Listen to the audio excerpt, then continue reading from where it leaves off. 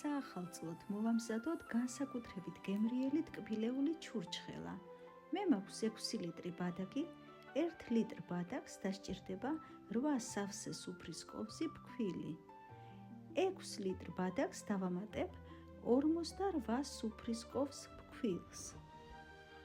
ფქვილი კარგად გავხსნათ ბადაკში, აუცილებლად გავწუროთ საწურზე და დავდგათ დაბალ ცეცხლზე.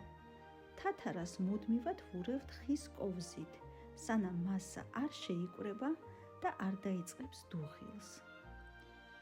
მე ვადუღებ თათარას ძალიან დაბალ ცეცხლზე ადუღებიდან საათ-ნახევარს.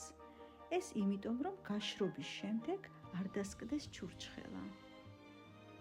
თითოეული ნიგვზის აცმა ჩავდოთ თათარიან ქვაბში, ზემოდან დავაწვეთ ხის kovzით და სწრაფი მოძრაობით ამოვავლოთ თათარაში. გავკიდოთ გასაშრობად, მე ვაშრობ 1 კვირის განმავლობაში და შევინახოთ ნაჭრის სტომარაში. მრავალ ბედნიერ შობა ახალწილს დაესწარით. სიკეთე, სიხარული და ბედნიერება დაგბედებოდეთ.